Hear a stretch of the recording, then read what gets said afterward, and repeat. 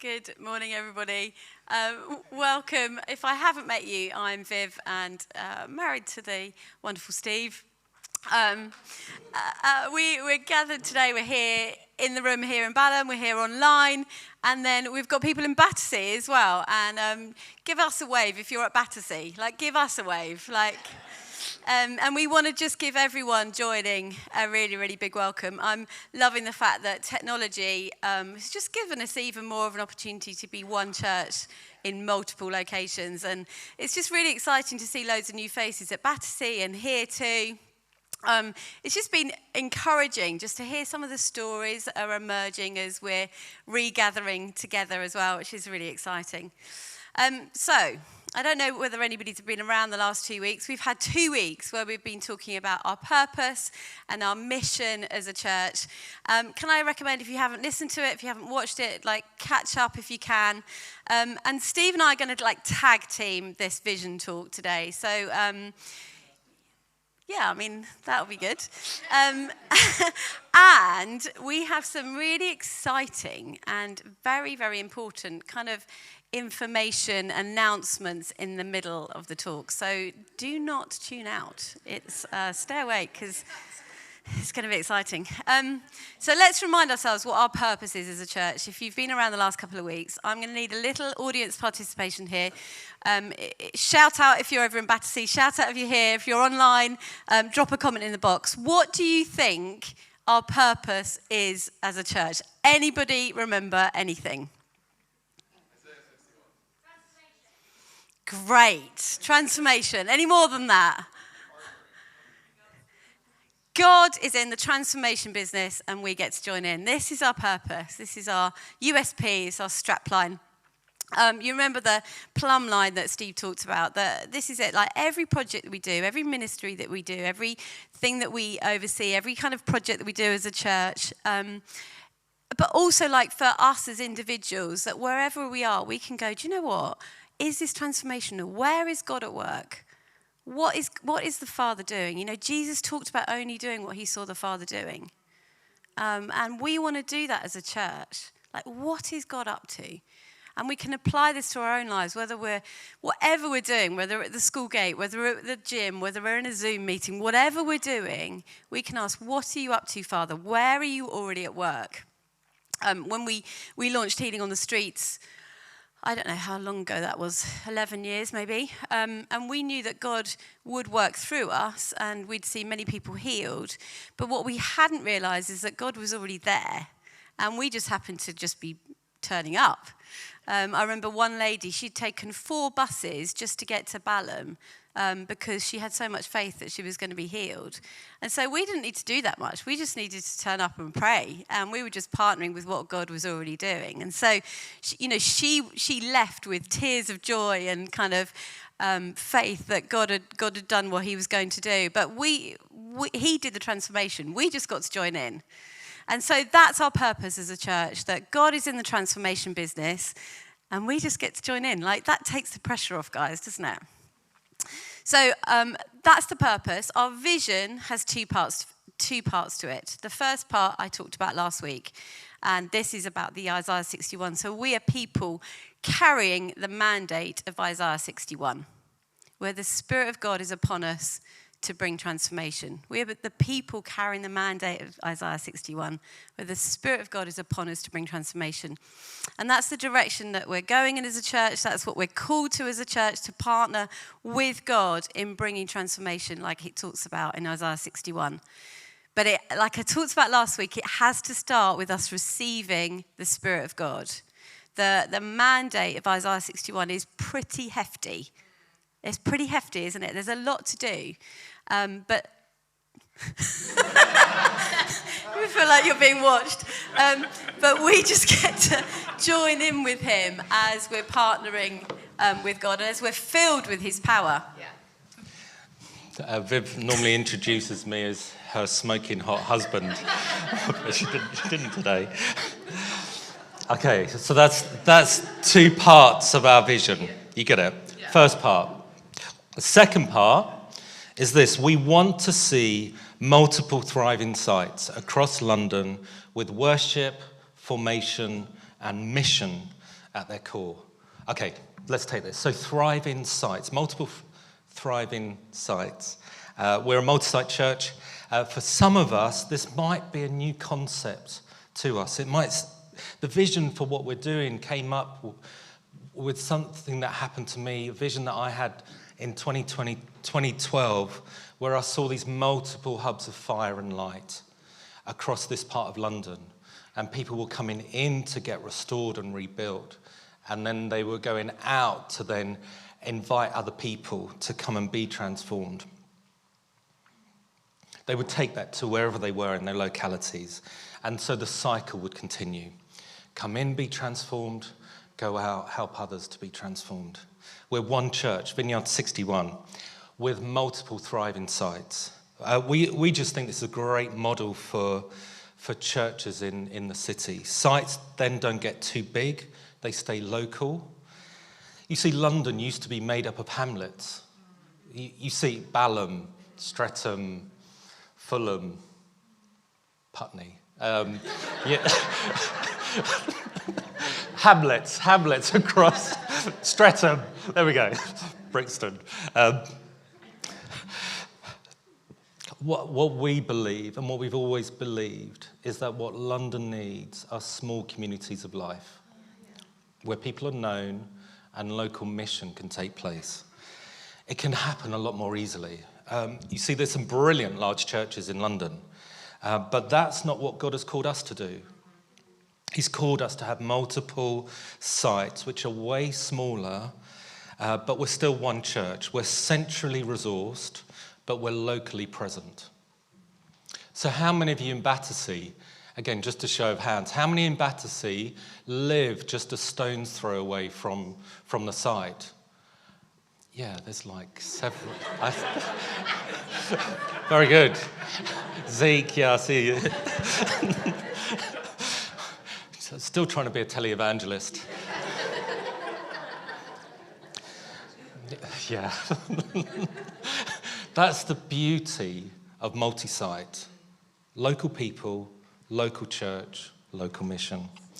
And so through our compassion ministries, our Sunday services, and our small groups, life groups, we've seen healings, people getting jobs, people coming to Jesus, lives being transformed. We are beginning to make a difference in the community. But we're not done. So smooth.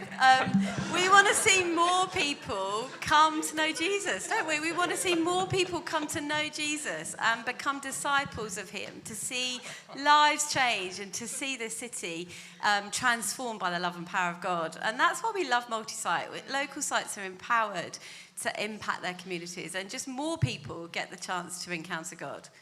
The complexity of multi-site is really, really not easy. I said last week, before COVID, my preaching schedule spreadsheet was just a nightmare. I wouldn't give anybody access to edit it because it was so complex. And it was just really hard to organise people to preach 3 times, in the morning, in the evening, at the other side.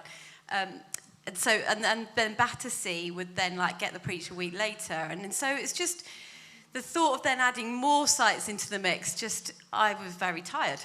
And I think one of the incredible points of COVID, the plus points, is that our technological advances have improved so much. And for us, it's just great to only be able to preach once and know that we're all hearing the message at the same time.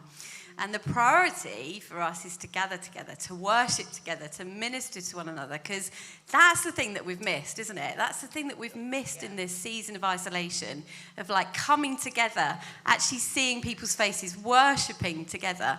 And so this is the beauty of being a multi-site church, that we can get to do that in smaller groups of people where we're known and we can make a difference locally, but we're able to be resourced centrally. And so the sites can just get on with doing the things that they're called to do, and serving the local community. That's what we're about as a church, and then bringing the transforming power of God into each location. And so the plan is, over the next few years, we want to see where God is leading us to set up more sites. Again, God is in the transformation business. We're just joining in. And so we want to hear God and see where God is already moving and then start more sites. But we're not done. No. Okay. We want to see multiple thriving sites across London with worship, formation and mission at their core. We absolutely believe that big things happen in smaller communities. And we're committed of creating and launching thriving sites that are relationally and spiritually places of transformation. This is all vision. We would love to see in this part of London sites within 20-minute walk of anyone. It's a dream. It's a thought. I'd love walking. I can't walk to church at the moment, but I used to love walking to church. We believe that sites could be places of grace and environments of encounter. That's what we believe. And so, do you remember we've got some announcements? We've got a thrilling announcement. Let's have a drum roll. Let's have a drum roll. Okay, let's have a drum roll. Over the last 6 months, we've been approached by leaders and trustees of a fantastic community church in Wandsworth who want to join us and be adopted as a site of V61 family. To be honest, 6 months ago, we were definitely not looking for this, but we can clearly see the Lord is in this. And so we wanted to introduce you to Westside Church in Wandsworth. Wow. Westside Church is fantastic. You know where that is? Angela and I, we call each other brothers and sisters because we look so alike. Don't we? Andrea. Yeah. We're born on the same day. Close. There's a bit of a time difference from South Africa to... Okay, anyway, I digress. Westside Church, brilliant church. Their main leader has retired, and their beautiful multi-generational congregation have just this fantastic local presence and outreach ministries.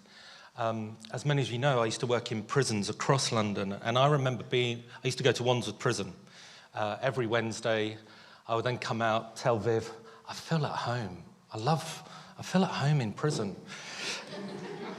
And I remember just during the breaks, during the day, I would go out and walk along Trinity Road where the 3 lanes. I'd walk from the prison to Westside and then just come back and pray up and down.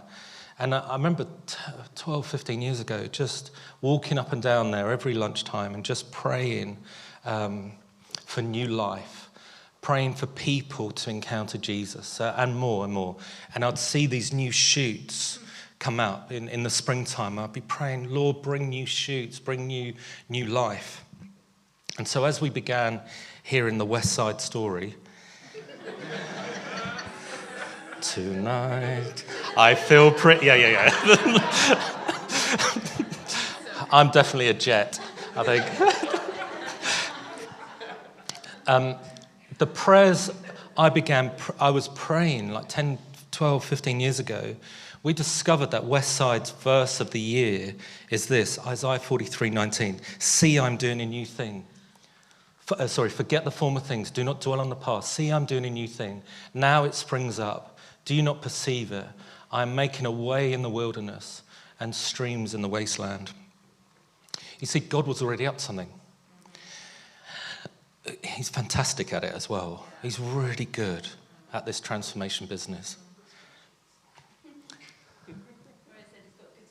He's got great spreadsheets. He gives access to anyone.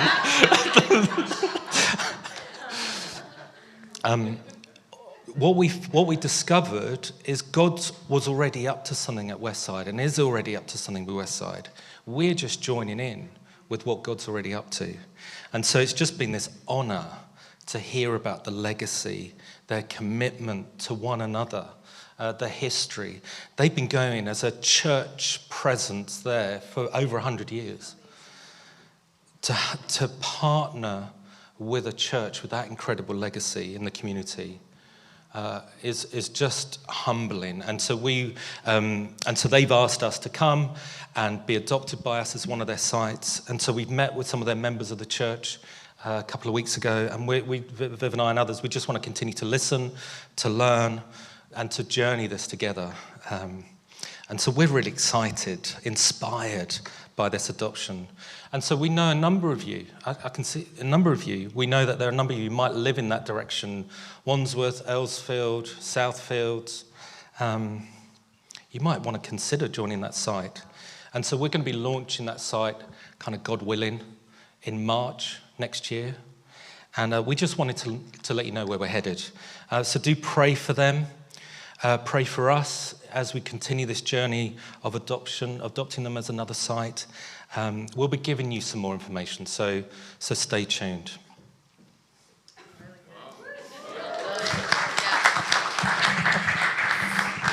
What an adventure! We've got a little. Oh yeah, look at this. This is a great little graphic. Do you remember the second half of the vision? We want to see multiple thriving sites across London with worship, formation, and mission at their core. And so I just want to run briefly through these 3 areas. So worship. Again, back to Steve's original vision, people came into the hubs of fire and light. The Spirit of the Lord comes upon them. They're transformed and they're starting to be formed into the image of Jesus. And then they go, take the transforming power of Jesus with them, and then bring people back again into the hubs of light. And so you see this cycle continuing. And so it starts with worship. It starts with coming into the presence of God. And in the 1600s, there was the Westminster Shorter Catechism came about, where they asked this question: what is the chief end of man? And they came up with this phrase, and it's, mankind's chief end is to glorify God and enjoy him forever. And I love that, don't you? Like that's our chief purpose in life, to glorify God and enjoy him forever. And in Psalm 73, I just love this, where it says, whom have I in heaven but you? And there is nothing on earth that I desire besides you. And we want to be known as a worshipping community where we're coming before a holy God and offering our lives as worship to him because he's worthy, not for any other reason, but just because he's worthy. And this is where we start. We look to him, we come boldly into his throne room, and we lay our lives before him. Both Steve and I have just been sensing during this season of reset to help our community be reminded of just the privilege and the honour of worship. And so during the Sundays in October, we're going to be capturing some of this beauty of worship, as well as teaching the greatest commandment: love the Lord your God with all your heart, with all your soul, with all your mind, with all your strength. You may remember as well that a few weeks ago, we let you know about James and Laura Melacrino stepping down as the worship pastors here at V61. They've done such an incredible job of setting our culture of worship as a church and laying the foundations. But as we grow and have more sites and make worship even more of a priority, we needed to make this more of a one-day-a-week role. And so they're just not currently at a stage in their life when they can give that time to us. And so we've had a couple of internal and external applicants for this role, which we've interviewed, and we're delighted to let you know that our very own SP will be formally moving to the role of worship and production pastor.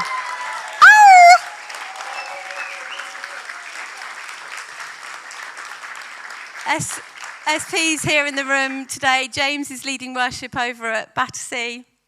And they're great friends. And just the sense that we've had is that this is a baton change. That James and Lauren have just run an incredible first leg, and they're now handing on to SP for the next leg. And you're going to hear some of SP's story next week as he kicks off our worship series. But we really believe that this is where transformation happens, that it happens in the presence of God, where we worship him with all our hearts and our souls and our minds. Okay, the second part is formation. This may or may not be one that's more familiar to you or a bit less familiar to you. The philosopher and author Dallas Willard gives an excellent definition of formation, and he says this: spiritual formation in the tradition of Jesus Christ is the process of transformation of the inmost dimension of the human being, the heart, which is the same as the spirit or will. It is being formed, really transformed, in such a way that its natural expression comes to be the deeds of Christ done in the power of Christ. It's quite complex, isn't it? But it's the deeds of Christ done in the power of Christ. As we're transformed inwardly, we then start to become more like Jesus outwardly. We don't just get a ticket to heaven when we become Christians. It's not what it's about. We want our inmost beings to become more and more like Jesus as we go along. 2 Corinthians 3:18 puts it like this: and we all who with unveiled faces contemplate the Lord's glory are being transformed into his image with ever increasing glory, which comes from the Lord who is the Spirit. And again, it's God that does this transformation business. But it's through a number of different ways. And it's as we spend time with him in prayer, in meditation, in silence, in the various different spiritual practices, but also in community. I don't know about you, but I've seen huge spiritual formation as I've spent time with other people, as I've given people access to speak into my life. As I study the scriptures with others, I cannot help but be changed. Christianity is not a solo sport. And we're coming back from this season of isolation. And as the writer of Hebrews puts it, honestly, this is so relevant to us right now. This says in Hebrews 10:25, this is not the time to pull away and neglect meeting together, as some have formed the habit of doing. In fact, we should come together even more frequently, eager to encourage and urge each other onwards. We've got out of the habit of meeting together, haven't we? People have got out the habit of doing it, but we are urged. This is what we do. This is how we're formed. This is how we go forward as a community. This is how we make a difference in our community as we meet together. And so over the next year, we'll be looking at formation in greater depth, whether it's in our own personal formation and also how it's outworked with other people in community. And can I just highly recommend, if you haven't joined a life group yet, they have started, but there is room. And also, I probably shouldn't say this, the School of Kingdom Ministry starts this week. It's meant to be closed, but if you want to do it, you know, who's going to say no? And this will massively accelerate the process of formation in your life, massively. So if you want a kind of, what's the fast lane? If you want the fast lane, come to Sockham. Okay, finally, mission. If I'm honest, I think this is the area where we're strongest as a church. We started with mission before we started anything else. We've always wanted to be a church which makes a difference in our local communities. You've probably heard us say countless times, we want to be the best church for our communities, not the best church in our communities. A pond, if you think about a pond, it's not the healthiest body of water because there's nothing flowing in and there's nothing flowing out. We want to be more like a river where the Spirit of God fills us again and again, but then we have an outlet too. We overflow, a bit like that water bottle I showed you last week. I filled it up and it overflows. And as we're filled with the Spirit of God, we cannot help but go. And go and take the good news of Jesus to our friends, our neighbours, our families. We've had these two arms of mission, which is the supernatural and compassion. How can we practically be the hands and feet of Jesus to a hurting world, but also how can we invite the power of God to change someone's life supernaturally, but in a really normal and not too weird a way? I spoke to someone recently and they said that they'd started practicing some of the spiritual disciplines and practices more and more. And they were just filled with this weird sense of wanting to tell people about Jesus. Whereas before it had felt much more like I really should do that. He actually was just like, do you know what? As I come and I'm formed by Jesus, I can't help but tell other people. And I love this as we come in and worship God, as we're formed into becoming more like Jesus, our natural response is to go and bring this transformation to others, to go and show and tell other people the good news. You remember Steve's vision. We come into the fire, we're transformed, and then we give it away. And this cycle continues. I know I quoted Oswald Chambers last week and I've quoted Dallas Willard this week, but our very own Phil Sital Singh has put this so eloquently. He's not even here to, Christian spirituality is the active engagement with a transcendent and personal loving God for the purpose of surrendering our will, leading to the transformation of self and those around them in love. Don't you love that? There's an active engagement that we have to bring. God is in the transformation business, but we get to join in. There's something that we have to do as a response. Really good.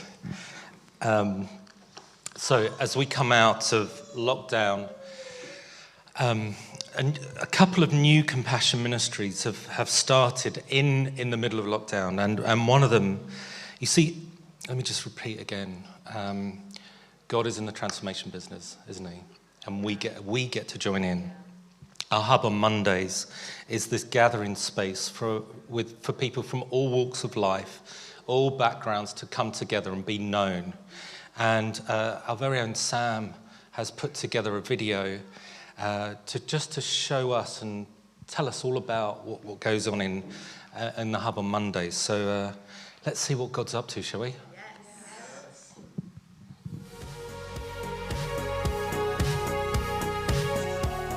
It's all about a Monday, and it's all about what God's put on all of our hearts by coming here continuously on a Monday, and you're going to tell us why. The hub is a lovely place to come on Mondays. We play bingos, we have tea, we have coffee, croissants, we build puzzles. If you have any help with the computer, get online, we can help you with that as well. It's just a place where we just love on the love. We all met here at the hub, and we just have fun. There's such a really good atmosphere, and we can just all be ourselves, different personalities, different characters. Different people, different backgrounds. Yeah, different backgrounds. Different cultures, everybody loves everyone. Yeah, I think we're all finding our personalities here. It's all about the love. The love for God. And for each other. For each other. My favorite thing about the hub is the people. Just come here, hang out with everyone, hang out with Kristen, just hang out, socialize with people. I know she doesn't own it, but Kristen is such a good person because she encourages all of us to naturally be ourselves. In the outside world, we don't really have a lot of freedom to be ourselves.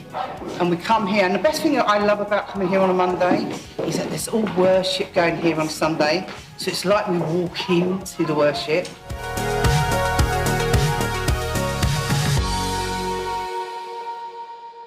Oh, yeah. Fantastic. How great is that? So why don't you come down on a Monday between 11 and 2? And today at Bateman, actually, you can take with you a greeting card that someone from Hubbers has made. It's all free. If you'd like to donate anything, that can go towards future events, more bingo balls. Art classes, and we're planning on a Christmas party as well. So any donation, just throw in there. You can do so. And also, Kristen let us know a couple of Sundays ago about City Sunday. That's happening in October. The last Sunday in October, we're cancelling our meetings, and we are just going to serve our city in various ways, whether that's be prayer walking, litter picking, gardening, house clearing, putting together packs for people in need. And so put the date in your diary, Sunday the 31st of October. And so we'll let you know more about that next week. Okay. Let's just go back to vision and just cast a bit of what we believe is coming. You see, if our history is anything, I'm expecting our future for us is that we will be known even more for our compassion towards the stranger. And also knowing that God is wanting us to train and equip believers for mission and ministry. See, we're not bringing good news to the city. We are good news for our city. And if anything's our past, it will be messy. It'll be deeply messy. You see, kingdom compassion leads us beyond ourselves. It messes with our heads, messes with our hands, messes with our hearts, messes with our services and our churches. I'm just saying, what we're doing is just, will you partner with us in this great adventure of mess? Will you partner with God in his transformation business? Again, last 3 weeks, you may forget. Just do, if you remember one thing, find a way to take the transforming power and love of Jesus to the streets, to your workplaces, to the schools, to your uni. Join God at the gym. Join God on the train, when you shop, in the coffee shop, in the supermarket. Connect the grace and power and love that's in you with the people around you. If you do nothing as a response to this, do that. Connect the grace of God with the people around you. Do whatever it takes to get among the people.